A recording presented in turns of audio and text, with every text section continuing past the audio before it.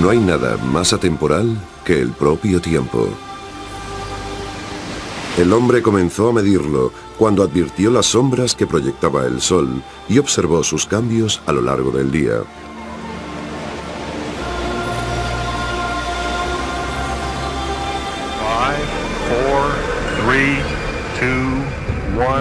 Hoy en día, los relojes atómicos, cuya precisión es de milésimas de segundo, lo controlan y miden todo, desde el movimiento de los satélites hasta los horarios de nuestros programas televisivos.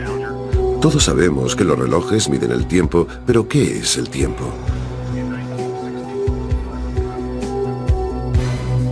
Tiempo. Constante no espacial en la que los acontecimientos suceden de forma aparentemente irreversible desde el pasado, a través del presente y hacia el futuro. El periodo durante el que una acción o proceso continúa, una duración medible o mensurable. Es una duración indefinida y continua, considerada como la dimensión en la que tiene lugar una secuencia de sucesos. No podemos sentirlo, no conocemos su sabor y no podemos olerlo. Tampoco podemos decir qué es el tiempo exactamente. Quizás la mejor definición es la que en una ocasión formuló Albert Einstein. Tiempo es lo que marca el reloj.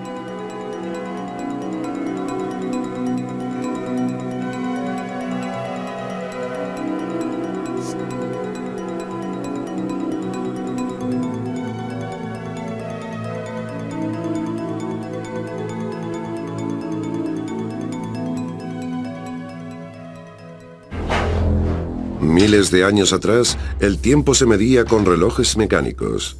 Prueba de ello son los monumentos como en Stonehenge, en el sur de Inglaterra. Estas enormes piedras fueron colocadas exactamente para que coincidieran con el sol en fechas importantes, como los solsticios de verano e invierno.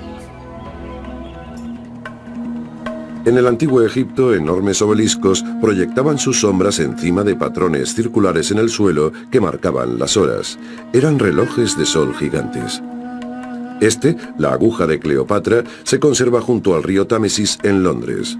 Una vez marcó el tiempo a los adoradores egipcios del sol en el templo de Heliópolis. Los relojes de sol fueron usados en la antigua Grecia y Roma, mucho más reducidos de tamaño. En lugar de un gigantesco obelisco, había un pequeño palo llamado gnomen, que proyectaba su sombra en un plano graduado.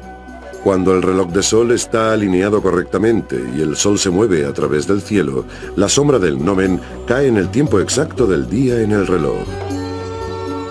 En una obra escrita en Roma en el siglo III a.C., los personajes expresan su frustración con respecto a la creciente popularidad del reloj de sol.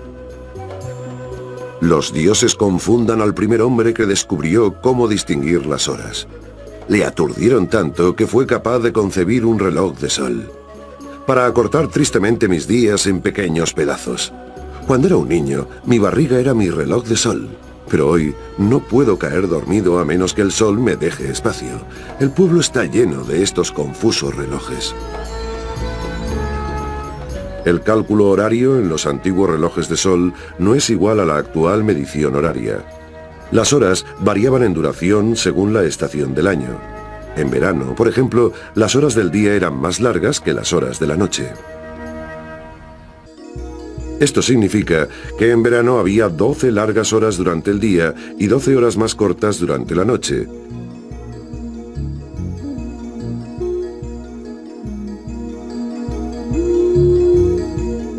Las antiguas civilizaciones usaron la arena, el agua y el fuego como indicadores del paso del tiempo.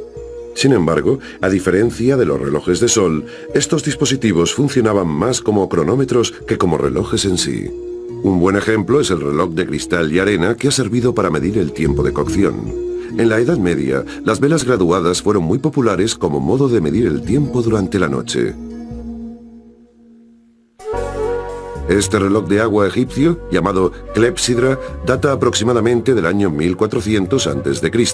y fue hallado en el templo de Karnak. Mientras el agua gotea lentamente de un pequeño orificio en el fondo, el nivel del agua que sube marca la hora en una graduación interior. Los antiguos griegos y romanos también poseían clepsidras. Con la llegada del crepúsculo, los relojes de agua y velas toman el relevo a los relojes de sol, midiendo las horas durante la noche. Durante la dinastía Sung, en China, fue construido un legendario reloj de agua para el emperador por un oficial chino llamado Su Sung. En un libro publicado en 1088 a.C., se describe la precisión con la que se construyeron estos modelos, igual que este en el Museo del Tiempo en Rockford, Illinois. El reloj original de Su Sung tenía 9 metros de altura y su gigante rueda de agua, fabricada en madera, saltaba ruidosamente cada cuarto de hora a medida que una cubeta se llenaba y el peso activaba el mecanismo de liberación.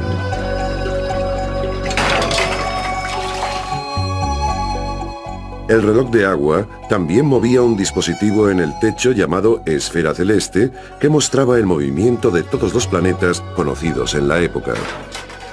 Su precisión como reloj es altamente cuestionable, pero su propósito principal era dar información sobre los cuerpos celestes.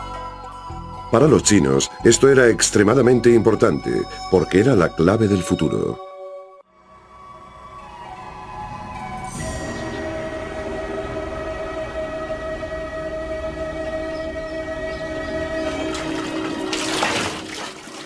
Cuando el emperador decidió que quería otro heredero, escogió los momentos de contacto con la compañera elegida, dependiendo de lo favorable que fuese la conjunción planetaria según el reloj.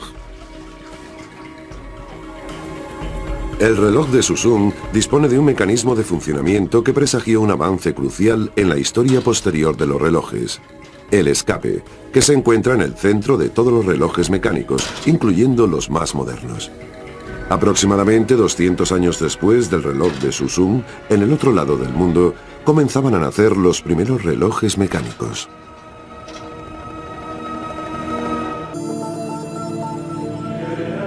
Durante la mayor parte de la Edad Media, el mundo continuaba confiando en el agua, las sombras y el fuego para conocer el tiempo.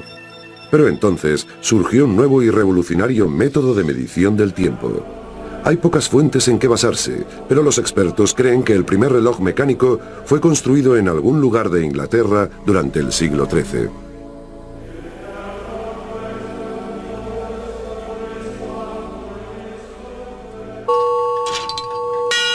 Muchos de los primeros relojes mecánicos carecían de agujas e indicaban la hora mediante el sonido de unas campanillas.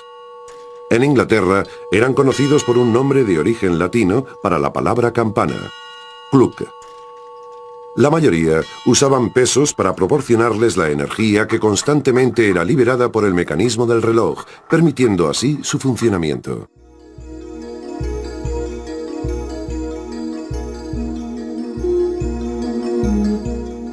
En este punto es donde la función del escape adquiere importancia. Este controla la rotación de las ruedas dentadas, liberando de forma intermitente sus dientes de un engranaje diseñado especialmente. Este engranaje, al ser liberado, transmite el impulso necesario para mantener el continuo vaivén del dispositivo regulador. Este reloj suizo, fabricado en 1540, utiliza un dispositivo regulador llamado foliot, consistente en una barra con un pivote que se balancea hacia atrás y hacia adelante. En el momento de golpear la campanilla, se disparaba un poderoso cigüeñal. La primera descripción conocida del escape de un reloj la encontramos en 1364, en las notas de un auténtico hombre del Renacimiento, Giovanni de Dondi, profesor de medicina, astronomía y lógica en la Universidad de Padua, en Italia. Aunque la pista del reloj original se perdió, se realizaron varias reproducciones de este reloj. Además de medir el tiempo, los 7 indicadores de esta legendaria máquina informaban sobre la posición de los planetas conocidos, predecían los eclipses solares y proporcionaban información astronómica. Fue un importante logro de mediados del siglo XIV, y aún tendrían que transcurrir 2 siglos más hasta que algo más sofisticado fuera construido.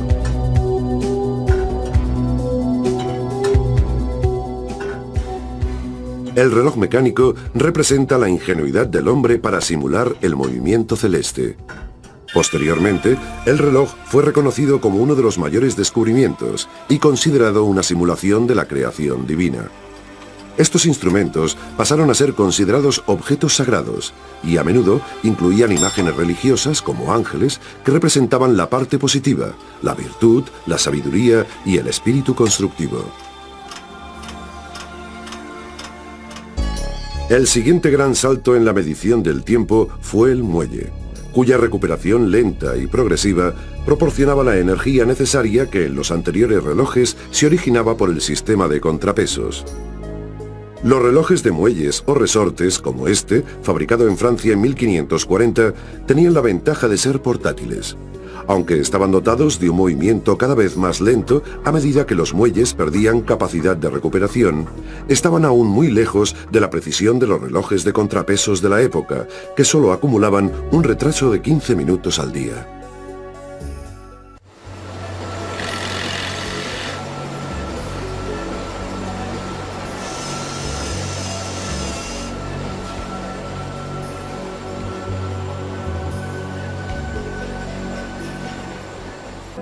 Seth Atwood, de 81 años de edad, viajó durante años reuniendo una de las mejores colecciones privadas de relojes del mundo. Estamos delante de un reloj que fue fabricado, digamos, en 1650 o incluso antes. Ante cualquier reloj, pensamos en la indumentaria de la época, el castillo o lugar en el que se encontraba el reloj y las personas encargadas de darle cuerda y su mantenimiento. Son piezas que han sido testigos de una vida que nosotros nunca veremos. Sitúense en una larga mesa de banquete en el año 1600 con un grupo de gente reunida para un banquete. El funcionamiento de este reloj se basa en que cada hora se mueve 46 centímetros. Tal vez estaba atado a algún tipo de carretilla en movimiento en la que habría varias mercancías que la gente podía llevarse a su paso. Durante toda la tarde, el reloj estuvo balanceándose a lo largo de la extensa mesa, mientras la gente bebía alegremente a medida que llenaban sus estómagos. Igual que el reloj móvil del banquete, este reloj autómata fue fabricado en Augsburg, Alemania, hace el año 1600. Construido con piezas articuladas de gran originalidad, este reloj representó un asombroso avance en su época. Una vez colocado un contrapeso más bien pesado en el extremo del eje, automáticamente hemos creado un péndulo. Fue un reloj de péndulo desde su concepción, fabricado accidentalmente 50 años antes de que los relojes de péndulo estuviesen totalmente desarrollados. Se considera que a principios del siglo XVII, el científico italiano Galileo Galilei tuvo una experiencia casi mística en la Catedral de Pisa. Mientras observaba el movimiento oscilante de una lámpara de aceite y medía el tiempo manualmente, se dio cuenta de que no importaba lo ancho que fuese el arco descrito por el movimiento de un péndulo imaginario, ya que su ciclo completo de oscilación siempre tenía la misma cantidad de tiempo. Este principio permitió regular un reloj con mucha más precisión que el anterior Folio. Sin embargo, Galileo nunca llegó a diseñar un reloj de funcionamiento pendular. El primero en llevarlo a cabo fue el astrónomo holandés Christian Huygens en 1657, y su patente de diseño fue rápidamente copiada por los maestros relojeros holandeses. Se considera que Salomon Coster fue el primer constructor de un reloj de péndulo. En 1657, Coster construyó varios de estos relojes. Son relojes en apariencia muy simples, pero representaron un paso de gigante en el camino hacia la precisión. En el siglo XVIII, los franceses construyeron relojes con una ornamentación abundante, cuya belleza dio nombre a la era dorada de la fabricación de relojes. Aquellos relojes, como el mobiliario francés de la época, resultan hoy casi decadentes. Este, en el Museo Getty en Los Ángeles, fue encargado por un conde polaco a un maestro relojero parisino de altísimo nivel. Fue considerado demasiado elegante incluso para los franceses. Un historiador especializado en relojes observó que los relojes franceses del siglo XVIII vaticinaban ya la Revolución Francesa que pronto iba a suceder. El Museo Húngaro cerca de Los Ángeles cuenta con varias obras maestras de origen francés, y a diferencia de otros museos, aquí se les da cuerda. Otros museos no dan cuerda a sus relojes porque opinan que eso provoca un mayor desgaste en sus mecanismos. Puede que fueran diseñados como elegantes piezas decorativas, pero los relojes franceses del siglo XVIII, con sus movimientos pendulares, gozaban de los mejores mecanismos del momento. Comparados con los exuberantes relojeros franceses, los ingleses en el siglo XVIII construían relojes prácticos y robustos. Un relojero de pueblo, llamado John Harrison, fue un buen ejemplo de ello. De profesión carpintero y ebanista, posteriormente se dedicó a la construcción de relojes de madera. ¿Quién podía imaginar que este carpintero relojero resolvería el mayor problema científico de su época? Abrir los océanos a una navegación segura.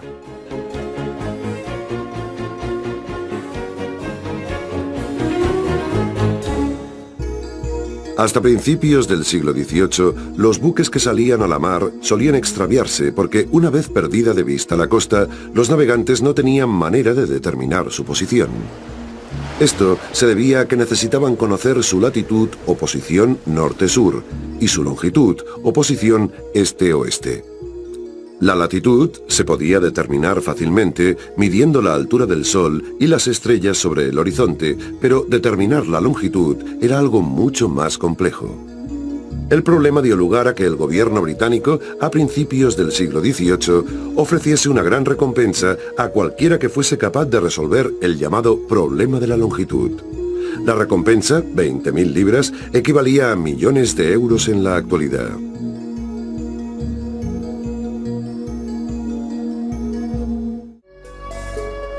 El conocido método de la distancia lunar requería conocer con precisión la órbita lunar y el momento exacto de su paso cerca de determinadas estrellas. La Tierra gira una vez cada 24 horas, así pues cada hora es una 24ª parte de la circunferencia de la Tierra en su posición.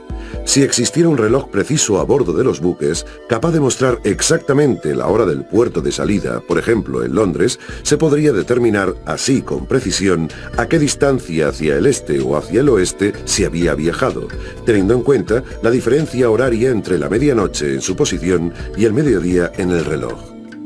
El problema era que en el siglo XVIII los únicos relojes suficientemente precisos usaban péndulos, y un péndulo en un barco era inútil debido al continuo balanceo producido por las olas del mar.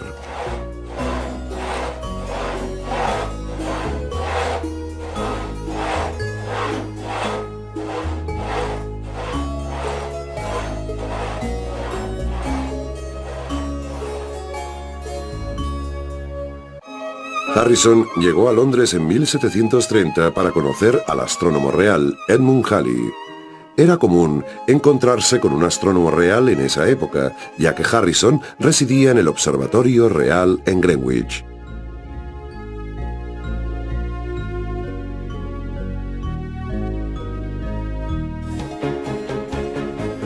Después de 5 años de trabajo, Harrison apareció con su sorprendente reloj, llamado simplemente H1.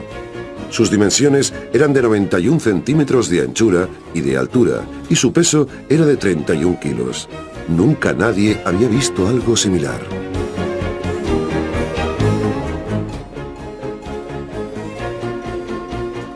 El reloj H1 de Harrison era una escultura móvil, además de una preciosa pieza de arte y una máquina de medición horaria extremadamente precisa. Para este reloj sabía que no podía utilizar el péndulo. Debido a que todos sus mecanismos móviles están contrapesados y controlados por muelles, el H1 era totalmente inalterable a la gravedad. Harrison también solucionó el inconveniente de los cambios de temperatura a bordo del buque. El H1 fue motivo de celebración en Londres. Todo el mundo, desde científicos a personalidades destacadas, querían verlo. El reloj mantuvo la hora de forma impresionante durante las primeras rutas marítimas. Pero el increíble reloj H1 de John Harrison encontró en su inventor a un duro crítico. Sabía que se podía mejorar. Harrison se encerró en su taller a construir un reloj aún mejor. Durante 19 años, Harrison construyó 3 relojes más, H2, H3 y H4, y cada vez su tamaño se reducía.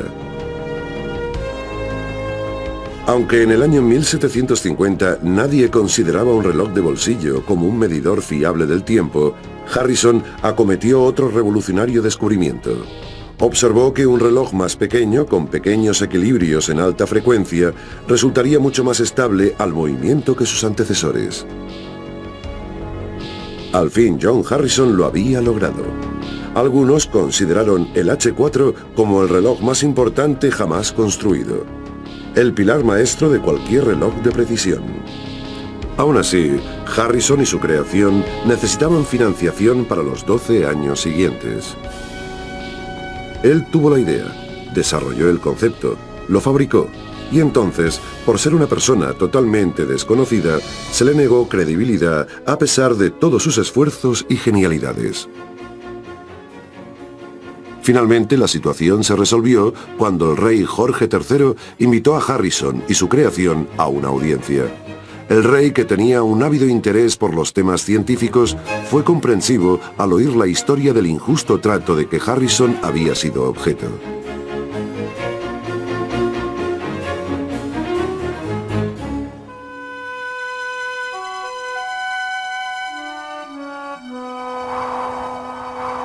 A principios del siglo XIX, un constructor de relojes de Connecticut, en Estados Unidos, llamado Eli Terry, estaba a punto de hacer historia.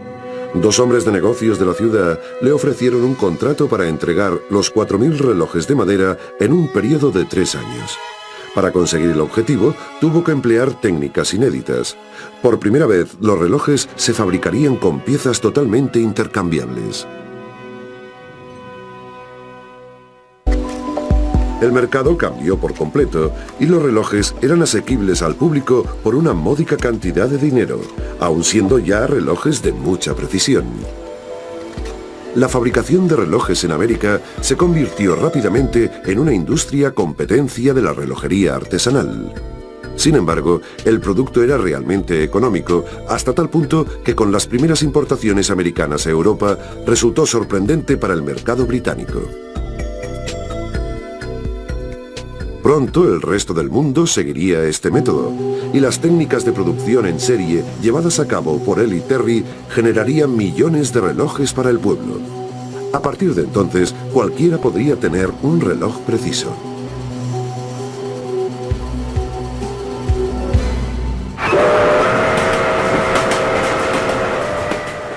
Con la construcción del ferrocarril en Estados Unidos en el siglo XIX, una ligera confusión sobre la hora podría resultar mortal. Los trenes a menudo viajaban en dos direcciones diferentes por una misma vía, y las colisiones solo se podían evitar si uno de los trenes se desviaba a vías alternativas en el momento preciso. Sin embargo, resultaban frecuentes las confusiones sobre la hora exacta, ya que cada pueblo tenía su propia hora local. Se avisaba a los maquinistas sobre dónde se esperaba que llegasen, en qué punto exactamente, y acordando sobre todo quién de los dos tendría preferencia sobre el otro y quién se desviaría a la vía alternativa.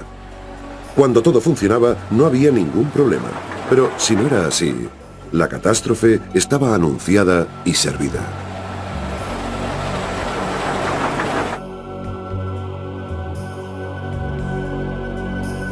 Finalmente, las vías de tren introdujeron su propio código de tiempo llamado tiempo de ferrocarril, aunque los pueblos mantuvieran su hora local. En 1883, el gobierno hizo oficial el tiempo estándar en todo Estados Unidos. La clave fue la invención del telégrafo.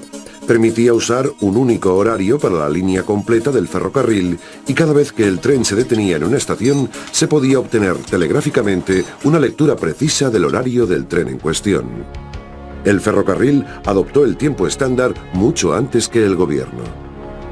En palabras del historiador especialista en sociedades, Louis Mumford, el reloj no es solo un método de conocer las horas, sirve además para sincronizar las acciones del hombre. Los pequeños relojes portátiles, llamados relojes de pulsera, existen desde 1930 aproximadamente. Uno de los principales avances hacia ellos fue el desarrollo del fusée, una polea espiral que actúa de modo similar a una transmisión automática. Se descubrió un método de compensar la pérdida gradual de energía del muelle en su movimiento de retorno. Pero no fue hasta finales del siglo XVII cuando, gracias a la combinación entre el equilibrio del muelle y los engranajes, fue posible que el reloj de pulsera funcionara de forma autónoma.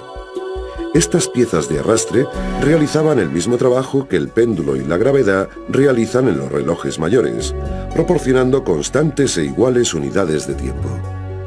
Y la idea de llevar un reloj en la muñeca se hizo popular a finales del XVIII, cuando los relojes de pulsera de las damas fueron el último grito de la moda.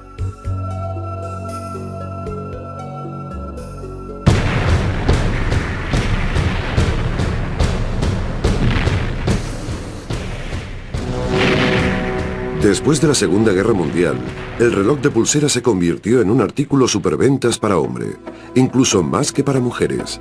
Las fábricas de todo el mundo no daban abasto. Hacia el año 1930, 3 compañías de relojes americanas, la Elgin, la Hamilton y la Wallman, habían sobrevivido a 100 años de fabricación de relojes.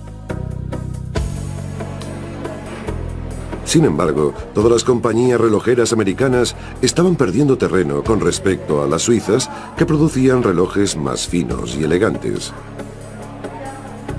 Pronto, Suiza controlaría más del 60% del mercado mundial del reloj de pulsera.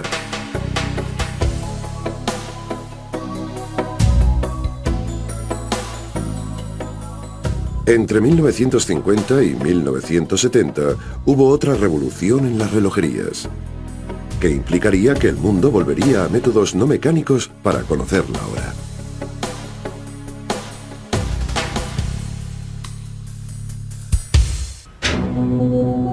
En todos los relojes es necesario un suministro constante y uniforme de pequeñas unidades de tiempo.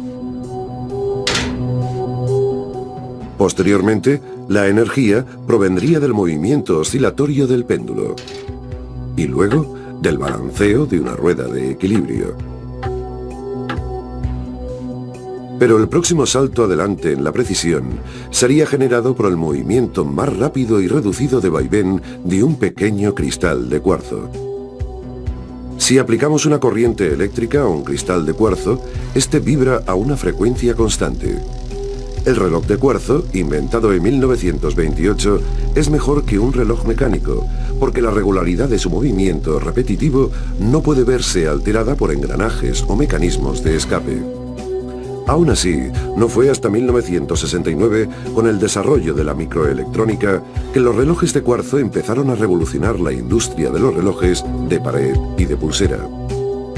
Los suizos lucharon contra la revolución del cuarzo en 1983 con el Swatch, un nuevo reloj de bajo coste que funcionaba con energía eléctrica, basado en el movimiento de la antigua mecánica y que rápidamente se convertiría en uno de los relojes con mayores ventas del mundo.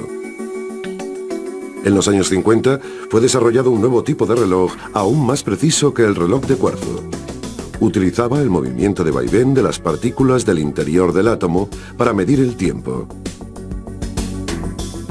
Fue el primer reloj atómico construido en 1955 y su precisión ofrecía un retraso de solo 1 segundo cada 300 años. El Dr. Ramsay desarrolló la última fase del reloj atómico aplicando hidrógeno, cuya precisión es de 1 segundo cada 17 millones de años. Sin embargo, Ramsay no tenía ni idea de que su investigación atómica le llevaría al negocio de los relojes. Su estudio ayudó a crear el mayor salto en precisión en toda la historia de la relojería. Su precisión está en uso actualmente en gran variedad de campos: control de satélites, medición de mareas terrestres, mantenimiento de telescopios y calibración de equipos médicos. El reloj atómico provocó también algunos cambios en las reglas de la relojería.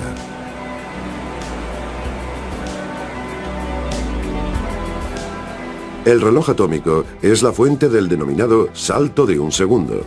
Por acuerdo internacional, cuando la Tierra está más lejos o 7 décimas de segundo fuera de este intervalo, se declara un salto de 1 segundo. Entre 1972 y 1990, 15 saltos de segundo fueron añadidos, demostrando que la rotación de la Tierra disminuía una media de 83 segundos al año. El reloj atómico ayudaría a probar las teorías de Albert Einstein. Su teoría de la relatividad nos dice que después de miles de años de lucha para conseguir la absoluta precisión, en realidad estamos midiendo algo que no es en modo alguno absoluto. El tiempo, según Einstein, a velocidades extremadamente altas, se ralentiza. Un científico subió a bordo de un cohete un reloj de hidrógeno, midiendo a su vez la regularidad del reloj durante todo el ascenso y descenso. La regularidad cambiaba. Los dos relojes diferían al descender. Esto confirmó la predicción de la teoría de la relatividad.